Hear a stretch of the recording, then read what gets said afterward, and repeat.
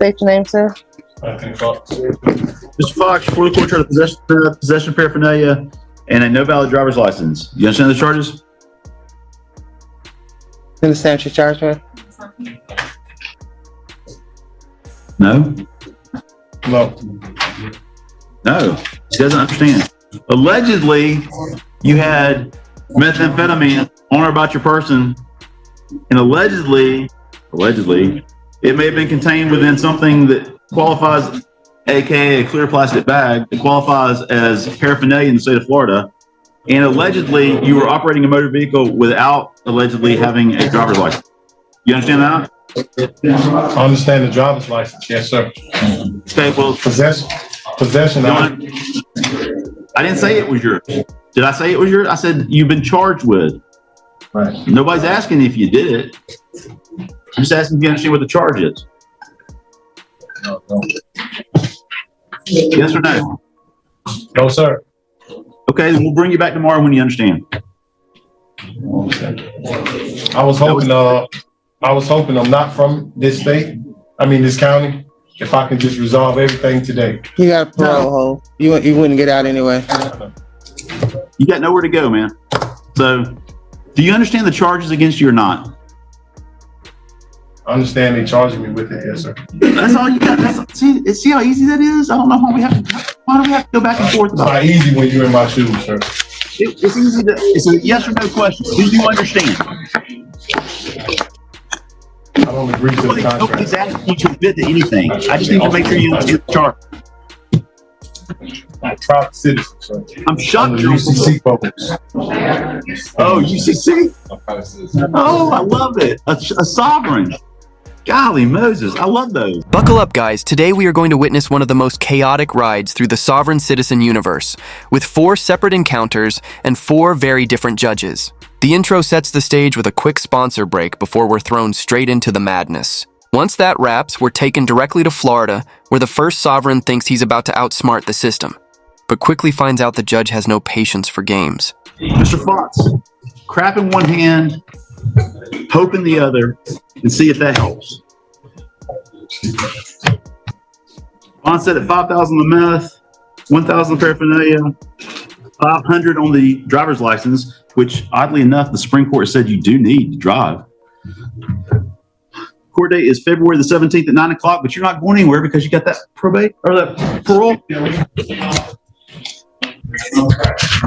Step to your right. So the team. Mr. Fox, when you sue me, make sure you spell it with 2 N's. I want to make sure that the AG's office gets involved. You don't have to worry about that, sir. I'm peaceful. Sign where the light is for your copy of that. Next. All right, guys, here's where things kick off. Mr. Fox stands before the court pretending not to understand the charges, hiding behind words like allegedly and quoting the UCC. But the judge won't let him wriggle out. Mocking his sovereign tactics and setting bond with surgical precision, Fox tries to argue his way out, but the judge keeps control, proving once again that the law isn't swayed by baseless theatrics or paper-thin rhetoric. All right, it's off the 11 o'clock calendar. Mr. Calzada, could you please turn on your video for me?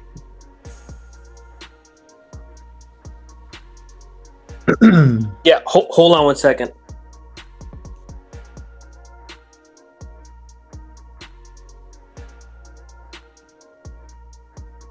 All right, good morning, Mr. Calzada. You're here for arraignment, so could you please tell me your full legal name?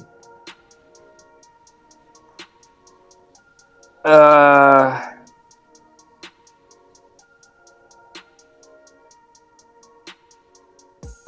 don't know how that has anything to do with the case. My name. Well, Mr. Calzada, I need to confirm who you are. So could you please tell me? Well, I'm here physically present, right?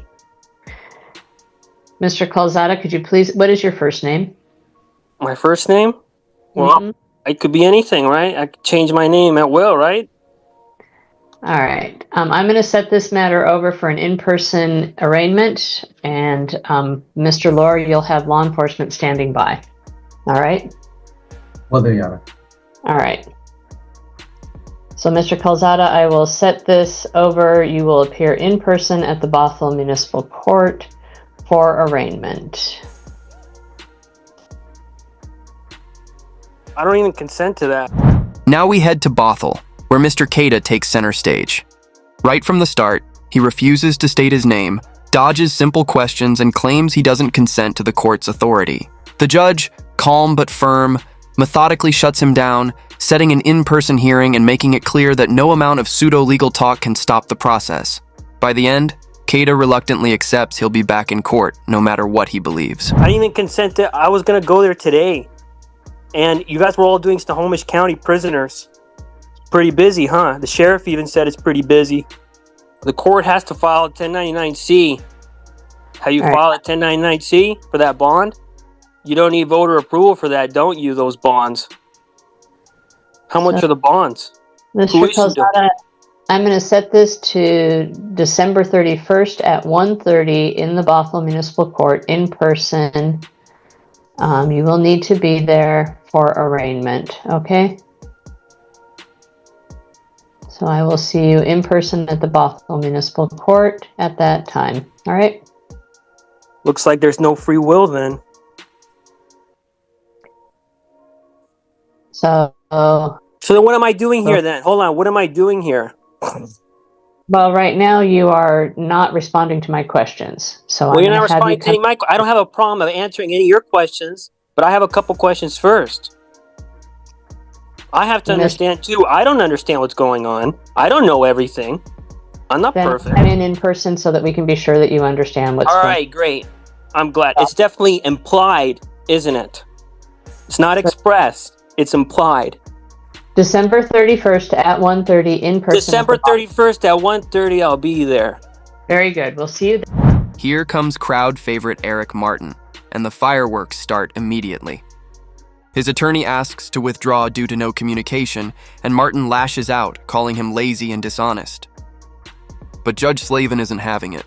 He explodes, cutting Martin off and warning him about contempt if he keeps attacking people. This is no circus, the judge declares, and his sharp rebuke makes it clear that Martin's endless insults won't derail the authority of the court.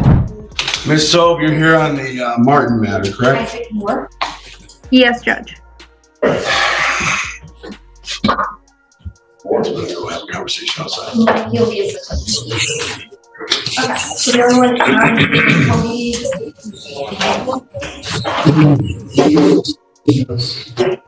All right, today is the date and time set for a hearing in this matter with regard to a bond violation.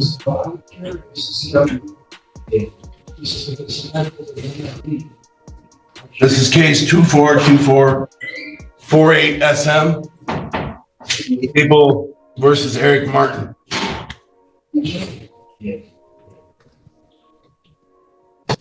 Everybody hear me? Yes. Good morning, Judge. Donna Sobe on behalf of the people, P87439. Morning, Your Honor. James Gazicki on behalf of Mr. Martin, Your Honor. I have a motion to make. All right, go ahead. Your Honor, I was making a motion to withdraw. I've had contact with Mr. Martin before in other matters, and there's no attorney-client communication in this matter. We're talking about different things, and there's just no way of moving forward that I could adequately represent him, Your Honor. So I'm asking to withdraw. All right, your motion to withdraw is granted. Mr. Martin, would you like a different court-appointed attorney? Yeah, I guess so, since he shows his willingness not to want to do his job and help me out, and he's in this state making false statements you're talking about. There's a lack of communication. It certainly ain't on my part. I was pointing out to him relevant defenses. He just didn't want to do his job. That's clear what he made at me, so. Mr. Martin, I have found Mr. Gazicki to be a very competent individual, a very competent attorney in many, many cases. I've seen many trials, hearings, motions, practicing in front of this court, and I find him to be very competent. If you make one more negative comment about him, I'll hold you in contempt of court. I don't do that. We don't act like this isn't the Jerry Springer show. This isn't going to be a bunch of name calling. You're going to knock it off. Knock it off, Mr. Martin. I'm done with everything and you keep doing all of your little negative comments, things that you want to say about people. And you think you're the smartest person in the room and that you have some sort of special Juris Doctorate, I guess, from somewhere. I don't know. 5. As things continue, The judge corners Martin with a simple yes or no choice. Does he want another attorney or not? Martin tries to launch into speeches, but the judge keeps shutting him down. The tension builds as Martin reluctantly agrees, stripped of his chance to grandstand. The judge firmly reminds him that he has the right to remain silent and might want to use it. It's a powerful example of authority bringing chaos to an absolute halt. You don't have the first clue when it comes to things, and you talk about that. And so Mr. Gizicki is saying that he's trying to talk to you about actual legal defenses, and you're trying to bring up some kind of other stuff. And so I'm going to grant his motion. Do you want, all I asked you was this. I didn't ask you to give me a commentary about Mr. Gizicki or what you think he can do, because I've always seen him to do his job every single time he does a file. What I want to know is, do you want another court-appointed attorney, or are you representing yourself? That's it. It's a simple question. Answer simple questions. That's what you needed to start doing, is answering questions. Yep, one another attorney, but I want to state also that if it was recorded, it would support my allegations. Boom, time out. Nope, not hearing it. The question is this: do you want another court-appointed attorney? So you're either going to say yes, court-appointed attorney, or represent yourself. What is your answer here today? Because there's only two possible answers here. You either get another attorney, or you can represent yourself if you like. Or if you want to hire your own attorney, you can do that. So there's three things. Are you going to get one appointed, yourself, or retained? Those are the three possible answer choices. What are you going with? Yes, another appointed one, but without. All right, there you go. Don't need any more commentary. Don't need any more commentary about it. You have a right to remain silent. You can exercise that right now. So we're going to appoint another court-appointed attorney to you. And the individual who was here as your attorney during your trial, you seem to get along pretty well with him. You want me to reach out to see if he's available? I don't know who you're referring to. The guy who was here at your trial. I don't know his last name. Oh, he's on the other trial. Yeah, the other trial, not this case. This is the misdemeanor domestic violence case. I'm talking about your driving on a suspended license case, restricted. Well, I mean, he did for the most part. I don't say for the most part, maybe for the most part, but there's some things he didn't do neither. He didn't raise my right to travel defense. So yes or no? Yes or no? Is he somebody that you think you can get that you can communicate well with? I guess we'll give him a try. I guess. Yeah. Sure. All right. I'm going to appoint or reach out and see if we can see if he's available. So let's appoint. But now, Slayton, I have some questions for you before you move forward. All right. So we're going to set that. We're going to set that for a hearing date, and we'll see you then. Hold on. Okay. Good afternoon. My name is David Heiss. I'm an attorney magistrate. We are scheduled for an informal hearing in two different cases that arise out of one citation. And those Correct. two cases are both entitled The People of the City of Battle Creek versus Roosevelt LaShawn Williams. Is that your name, sir? That is my name. Basically, what happens is you were issued one citation. It had two violations listed on it. So it became two different cases, one with an A and one with a B at the end.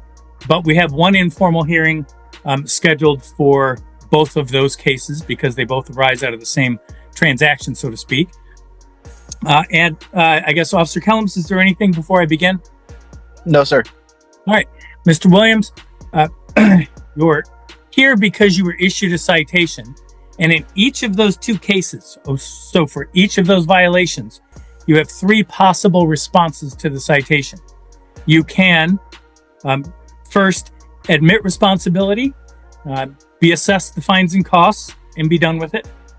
You could, as a second option, admit responsibility with an explanation, hoping that the explanation would cause the court to decrease the fines and costs a little bit. Or you can deny responsibility and have your hearing. It's my understanding that as to both cases, you wished to deny responsibility. Is that correct? That is correct. Okay. Well, here's how the hearing works. First of all, I guess I should read the citation. In the case ending with the letter A, It's alleged that back on November 19th of 2024, you were over at Fountain Street near Meacham Avenue in the city of Battle Creek, and you were issued a citation for not being able to provide a proof of insurance. This is a civil infraction. If you were found responsible, all other things being equal, the court would assess $125 fines, costs, and fees. It is a 0-point ticket. And in the second case that ends with the letter B, that same date, time, and place, you were issued a citation for having an expired registration plate. That is also a civil infraction. It is also a 0-point civil infraction.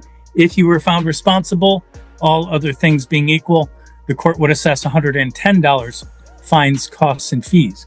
So first question, is that the ticket or the two cases that you thought you were appearing about, Mr. Williams? It is. Okay, and same question to you, Officer Kellums? Yes, sir. Very good. In every civil case, the plaintiff has the burden of proof, and in a case like this, that burden of proof is called by a preponderance of evidence. Only question I have is, will the laws of the U.S. Supreme Court be applicable, and the federal statutes and definitions of motor vehicle and automobile be applicable in this proceeding?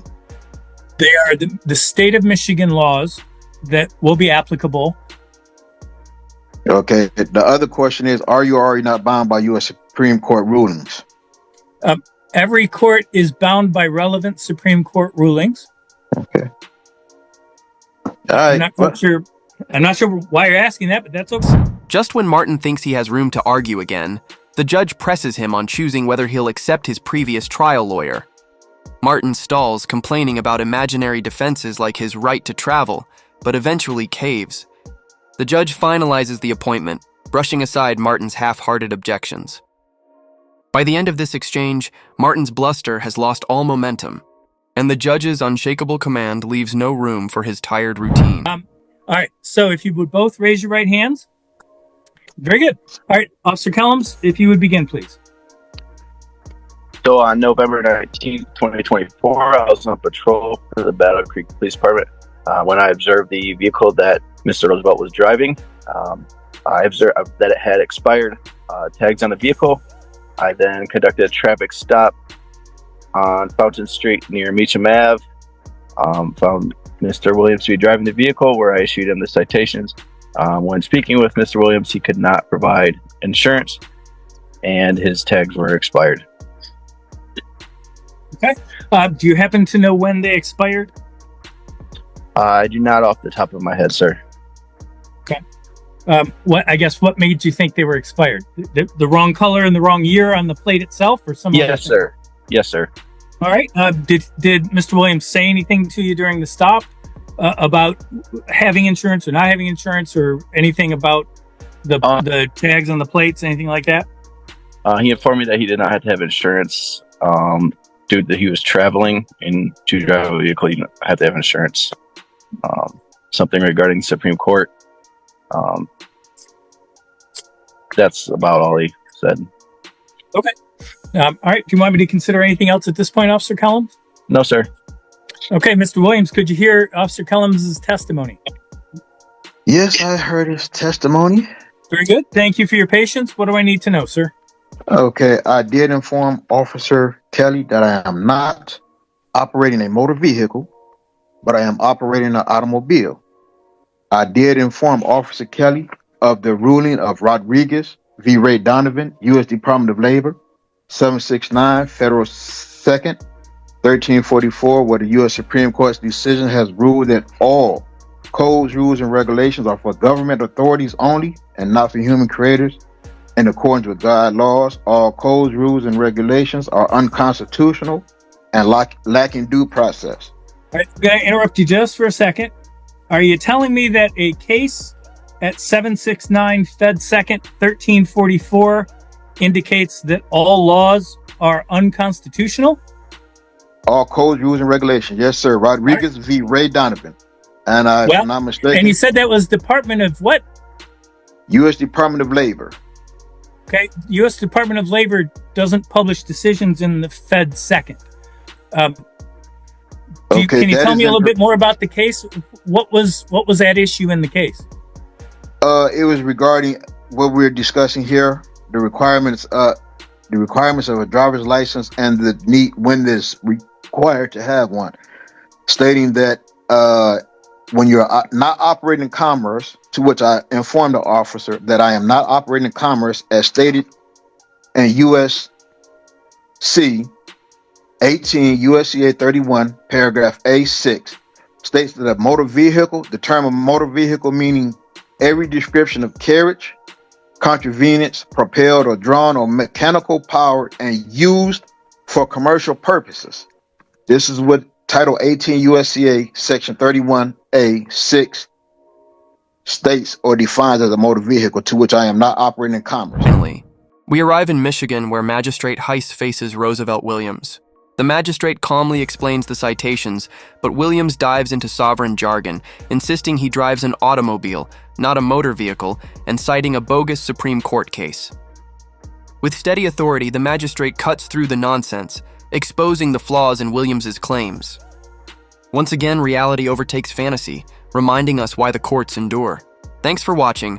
Don't forget to like this video, subscribe to the channel, and we'll see you of that particular chapter of the United States Code.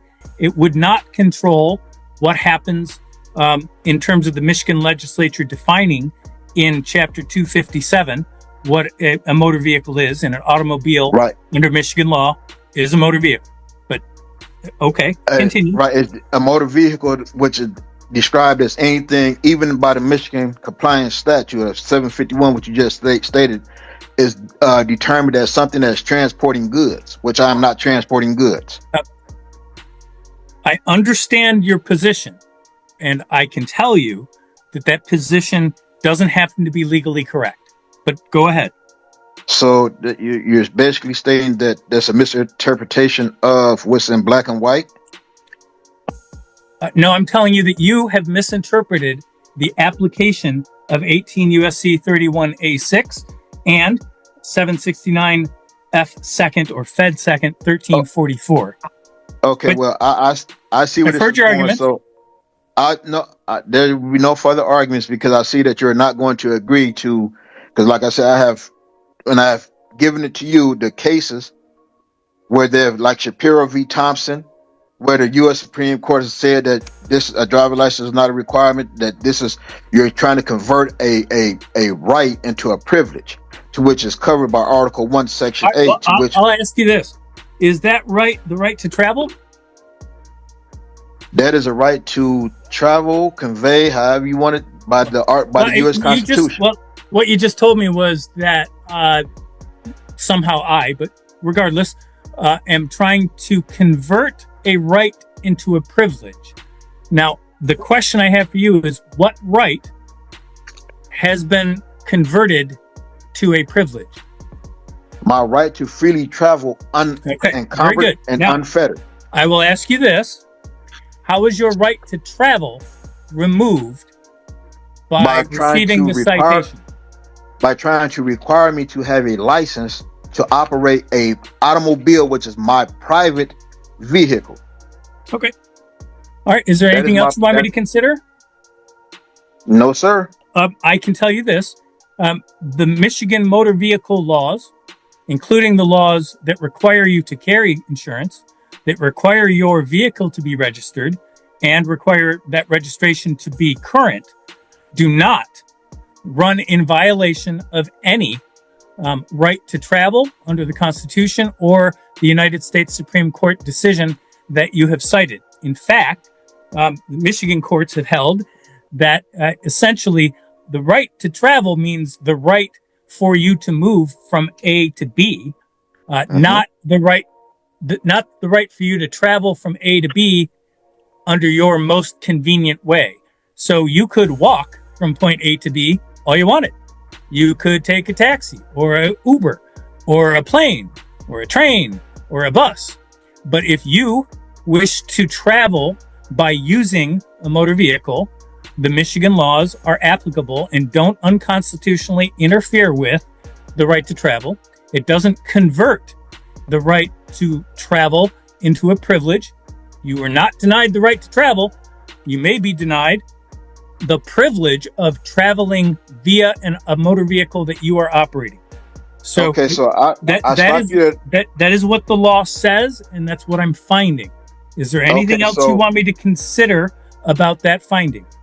Shuttleworth v. Birmingham, US 147. Do you mind telling me what the US Supreme Court ruled in that? US 147 doesn't give me the site of a case. That's an incomplete site of a case. Okay. It was Shuttle. And if you wish me to consider the case, Shuttleworth. why don't you tell me what was at issue in the case and what year it was decided? I said Shuttleworth v. Birmingham, US 147, 1969, where it says no license. US 147 is not a complete cite. The way you cite to a case is by name and then volume number and then the name of the publication and then the page number. So for instance, when you said 769 Fed 2nd 1344, what that means is volume 769 of a book or volumes called the Federal Reporter, 2nd edition, at page 1344. So when you're asking me about this most recent case that you've talked about, what you said was US 147, I think. That's not the citation to a case. So you're going to have to tell me more about that case. Who were the parties to that case, and what issue was before the Supreme Court in that case? Okay, so you didn't hear me cite the name of Shuttleworth v. Birmingham? I heard you say the name. That doesn't tell me what. That's not a complete cite of the case. All right. Do you not have the documents that I filed when I filed to say that I want to have an informal hearing? The affidavit that writes that my there are documents that have been scanned into the court that you dropped off. Okay. So from those documents.